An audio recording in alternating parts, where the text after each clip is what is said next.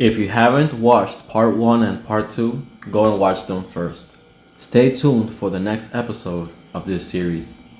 This migration is associated to after the Great Reset of humanity, at a time almost a millennia after this great restart, and humans were all forced to spread.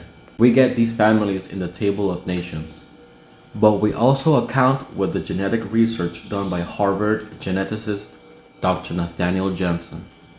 Therefore, we observe how scripture and genetics concur. Even if we mention one patriarch, I think we wouldn't do total justice. That through my investigation I discovered this is actually a mixed population, initially of a lineage of Semites and the ancestry of Hamites. Hamites refers to Africans, but not all of these are from Africa.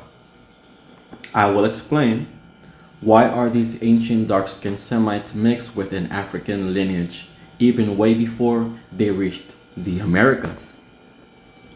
Because these Semites were a marginalized and then persecuted group, and were in the land of Shinar themselves, from one of their original origins. I presume another of their regions was called Nineveh. The story says that because they did not want to partake in the construction of the world's tallest ziggurat, their prince helped them escape the grasp of an empire. This prince was called Joktan. So this group had to spread a bit earlier than the rest of some of these early humans.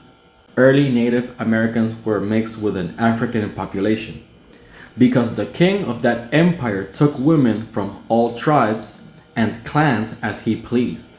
So even though we see Joktan as a Semite prince, his great-grandfather was still the king of the empire, who is directly from an African lineage. This lineage is called Kush. We conclude that as mixed peoples, their prince and patriarch was Joktan, who some would much later still remember through the modern-day peninsula of Joktan, the peninsula of Yucatan. The other side of this well-known ancestry is that of Kushites, being a part of this ancestry, but I don't think at a rate of more than 30%. However, it seems this ancestry is also remembered across Eurasia and the Americas in the form of Kushans, Khazans, Cossacks, Kazakh, Khazaria, Khazar, Hazara, Hazaras, Kus. Indigenous Puerto Rican, Kazakia or Cacique, meaning king or chief, while Kush was the initial patriarch and king. Ku meaning sacred, Ko meaning to multiply and even something fertile, like the land. Stay tuned for the next episode, and I'll see you later.